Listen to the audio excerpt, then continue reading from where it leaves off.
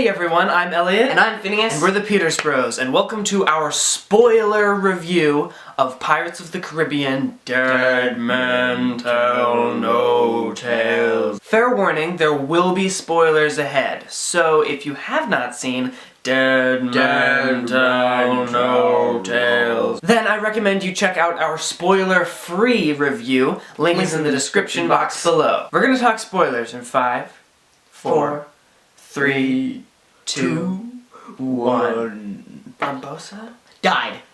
Can we just recognize that for a second? He's gone.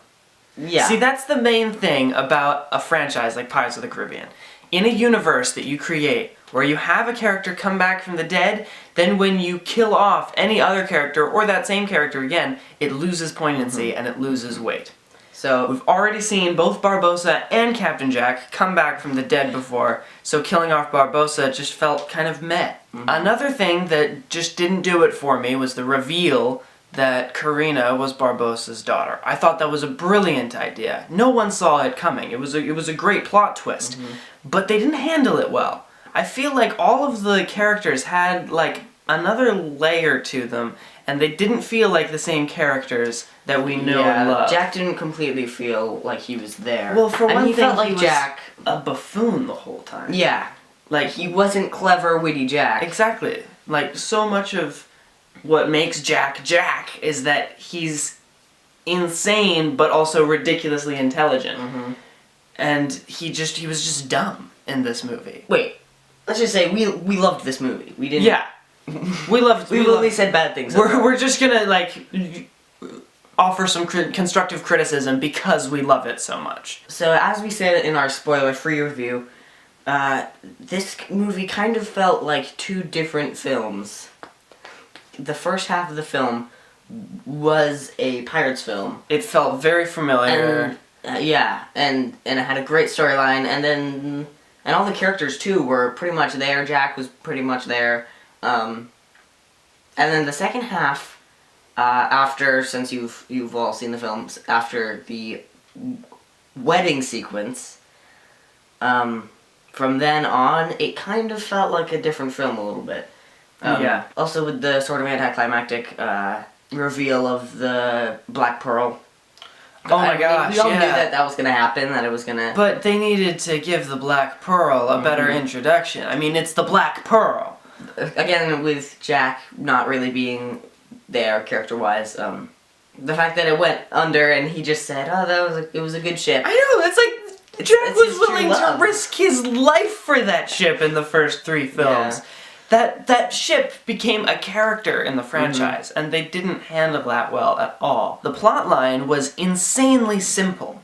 Did you notice that? It was incredibly simple. But they were Karina has trying- this book with a map to a spot, and they just spend the whole film making it from point A to point B. And they're all pretty much in the same location. All of the ships kind of followed the same path. It wasn't complicated enough for it to feel like a Pirates movie to me. Because, you know, the original 3 Pirates films, the most fun I have watching them is when Jack is switching sides back and forth and pitting different groups against each other. There could have been more sides, because Jack always makes deals and gets out of situations. Exactly. Of course, he got out of the guillotine situation, and that was just gold. My gosh, the whole execution sequence, was brilliant. And it was with very her well talking written from the too. noose and Jack being in the guillotine while talking to her. It was so funny. And that felt like it belonged there. Like, that felt like it was straight out of one of the first 3 Pirates films. There are lots of things that they could have pursued that they didn't, and I think that they had different things in mind for these different plot elements that they just didn't pursue for whatever reason. Possibly because it made it too long. Yeah. The ones that I noticed in particular were Salazar's possession of Henry. That lasted for 3 minutes, and it was odd, and it didn't really make very much sense. Like, that totally could have been something else. Like, there could have been more to that I think they wanted to do, but they didn't. It seems like they were rushing that. Just the reveal of it. Yeah. Oh, I can possess him so I can walk on land. Possesses him, and then appears at the bottom of the lake, at the bottom of the ocean, and then they have a fight, and then he's not Henry again. Well, so the possession of Henry the reveal / backstory of the trident. Because they didn't give us any information as to where the trident came from, how it has the magical powers that it does, and what it's doing at the bottom of the ocean like that. And why nobody has ever used it before. Yeah. Where's Poseidon? Exactly. Who is Poseidon? Yeah. You know? Yeah. We got to see Davy Jones, why can't we see Poseidon as well? That might have been a good third party. The storyline with the Redcoats, like they've been a big part of the first four films. We had such great characters like Cutler Beckett and James Norrington, and like it was really fun to watch them be a third party in these films. And at the beginning of this film, it seemed like they were introducing new, interesting characters from this like third party, and then suddenly they were all very unceremoniously and very quickly dispatched with by Salazar, and like that whole storyline just ended. And that felt very rushed and odd to me. The relationship between Barbossa and Karina, that felt rushed. There could have been more there. And the items that everyone gives Jack in the backstory after he defeats Salazar. I always, when I watched those films, I loved to imagine the crazy scenarios that in which Jack like got each of those items. The fact that he was covered with weird doohickeys made you feel like this guy had been through thick and thin and done lots of weird stuff. But, I mean, I loved the flashback sequence. I thought it was great the way that they had Salazar narrating it, because sometimes narrations can be a little weird, but that one really worked. And the whole Sparrow origin story, that was great. But when we saw him receive each of his little, like, the beads that he has in his hair, and his hat, and the striped cloth that he tucks into his belt, it felt like he needed to have gotten them all in a different way, because having them give them to him all at once was a little underwhelming. Strangely, the flashback Jack felt like Jack to me. More than... He did. Because, I mean, the whole plan with the throwing the ropes over the thing... That was brilliant. That was totally something that Jack would do in the first 3 films. Oh, another plot thing that they totally could have pursued more. Will Turner? Oh, right. He was in a total of 2 scenes? Yes. Even though Orlando Bloom was at all of the premieres, he was in 2 scenes. That, I think, might have been... I'm gonna say something bold. Might have been the biggest fault of this film. Yes, I totally agree. The first 3 films are about Elizabeth Swann and Will Turner's love story, and then Jack is just there because he's awesome. Yeah. And then the 4th film was all about Jack, which is what made it weird. Elizabeth's still the pirate king, right? I agree that the biggest fault with this film was that they brought back Will Turner, seemed like they were going to do something with him, and then they just didn't. He could have been a 4th party. The Flying Dutchman could have had its own storyline. I would have watched the heck out of that. I would have loved it. Yeah. But we didn't see anyone on the Flying Dutchman besides Will. Not a single crew member appeared. It seemed like he was sailing the ship by himself. We heard whispers at one point, but like that was it. I wanted to see the Flying Dutchman's crew. And now who's going to ferry the dead for the rest of time? Yes! The dead are just gonna like break loose. So let's talk about this after credit scene. The silhouette of Davy Jones. Yeah, which I was freaking out about. Since nobody is ferrying the dead, since Davy Jones is dead, he has been able to come back. That felt sloppy too, the breaking of the trident. The trident was in the film for a full 5 minutes, plus Salazar like learned how to wield it in the first 2 seconds of holding it. It is a little strange that he just knew how to use it. And I just didn't like the design of the prop. It looked odd. Unless we saw Poseidon, that might have fixed it, but it just looked out of place to me. And it just, like, there was so much more that they could have done with it, and then to just destroy it and break every curse at sea, it felt rushed and sloppy. Something that I found really fun in the first half of the film was the way that they handled the introduction of Jack Sparrow with the like reveal of Jack in the vault. And the mayor's wife was in there with him, and then they dragged the whole bank through the village. It was hilarious. The best thing is when they're unexpected. Yeah. And Jack is so unexpected as a character, because you never know. I mean, he doesn't even know what his plan is. The whole first half of this film was just fantastic. I did actually... I knew that Jack was going to be in that safe, but it wasn't disappointing when he was. Yeah. And I did not call the mayor's wife being in there as well. No, that was good. And I definitely did not call them dragging a building through the whole town. Yeah. I also feel like the actors playing Henry and Karina had better chemistry in the first half of this film than in the second. In the second, it felt like they were trying to force a romantic storyline. But in the first one, they kind of, like, they got along well, and the actors kind of, like, played off each other really well. So I don't know what happened there, but the first half, it felt like they were onto something with those characters. And also, I kind of lost interest in Henry over the course of the film. He was really intriguing in the first half. I thought he was a great character, and I loved that he had done all this research on pirates and that he knew tons of stuff about supernatural legends because he was trying to save his dad. You know, that was from great. A supernatural legend. Yeah. I just want to talk for 1 second about two things. The first one is Jack's dialogue. In the first film, he had these brilliant moments that were very much improvised. Yeah. Like, me, I'm dishonest, and a dishonest man you can always trust to be dishonest. Honestly, it's the honest ones you've got to look out for, because you can never tell when they're going to do something incredibly stupid. And the thing about talking about the key that unlocks, which we don't have, what we unlock, the key thing. From Dead Man's Chest. But so they didn't have that in this film. I kind of felt like Johnny Depp had forgotten how to play Jack Sparrow. Yeah, he was doing a little bit of the He felt like the Mad Hatter sometimes. He did his Mad Hatter voice and everything. It was like it just didn't feel like he remembered how to play Jack. I mean, it's been a while. But... It has. It's been like 6 years since he played him. And then the other thing I wanted to talk about was that completely pointless wedding scene. I personally really didn't like it.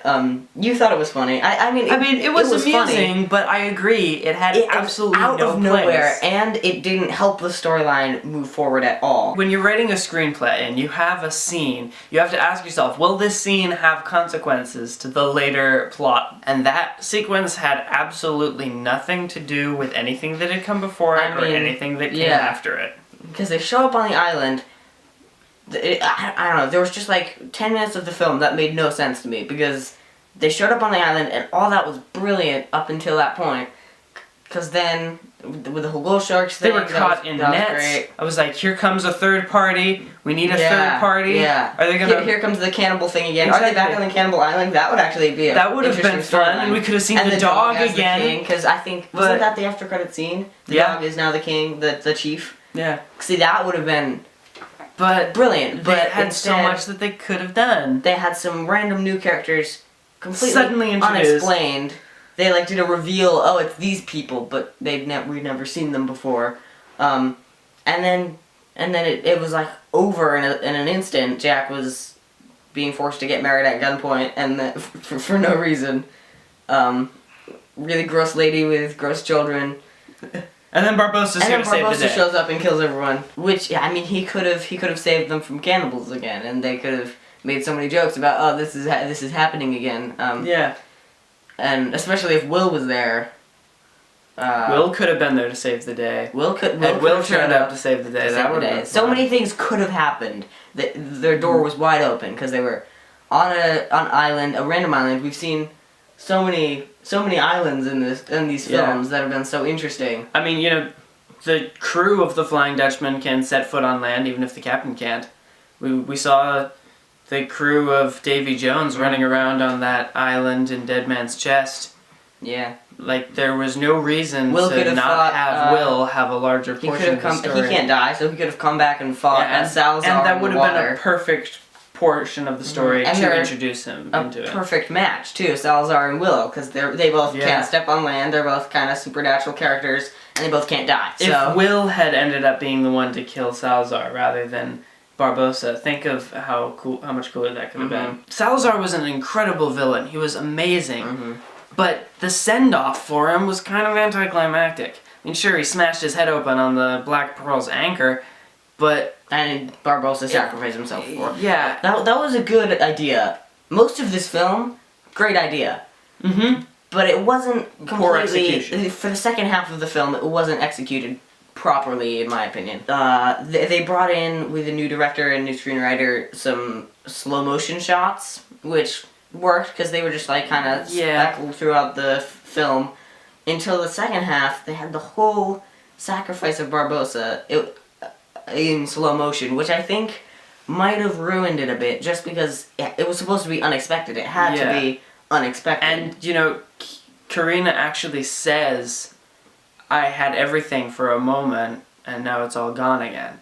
And that line could have been much more powerful if we had actually seen that one moment. Instead, it was stretched out. If they had done that more simple, if they had made that more simple, then that could have been a lot more powerful. Just because it had to be unexpected, and having it like giving you the chance 20 times to say, "Oh, that's what's gonna happen," in your head, kind of ruins the part where your heart stops beating for a second. You're like, no wait, Barbossa. I never liked Scrum. He's a cheap replacement for Pintel and Righetti. That's all. Just wanted to say that real quick. So what the fourth and fifth film really felt the loss of Pintel and Righetti. I was feeling it, man. True, it all went downhill when they I left. need my Pintel and Righetti. Having Mulroy and Murtaugh back again was fun, though. That was fun. So what they could have done to save this film, not that it needed saving or that it was bad, I really enjoyed the movie. What they could have done to at maybe least put help it on par with the first three films. Was to leave the first half pretty much how it was. And then bring Will into the storyline at some point where the wedding thing happened on the island, where it kind of went downhill for me. He could have kept it afloat because, I mean, the first three films were pretty much about him. Have a better face-off between Salazar and Jack, because the figurehead of that boat coming to life was just weird. Doing more with the possession of Henry. Or just stretching that out, not adding more to the film, but having that take up more of the film, or just killing it completely. Not having it, and having a third party at the Trident's adding more to the Redcoat storyline as well. If Will... Giving Elizabeth Swann at least one line. I guess, if Will and the Flying Dutchman crew were down there with Jack and Salazar's crew, because, again, with the Flying Dutchman crew and Salazar's crew, they could have been in the walls of the ocean fighting the whole time. Having the Redcoats come down there and try to kill all the pirates, and having Salazar be down there trying to kill Jack. Overall, this film was really, really fun, and I would very highly recommend it. It's totally worth watching. We're just offering some... I hope people had already seen it, because we just spoiled, everything. Yeah. We're just offering some constructive criticism because we love it so much. If you liked this video, give it a big thumbs up, comment below, share this video with your friends and family, subscribe, and don't forget to tell your enemies that we are awesome.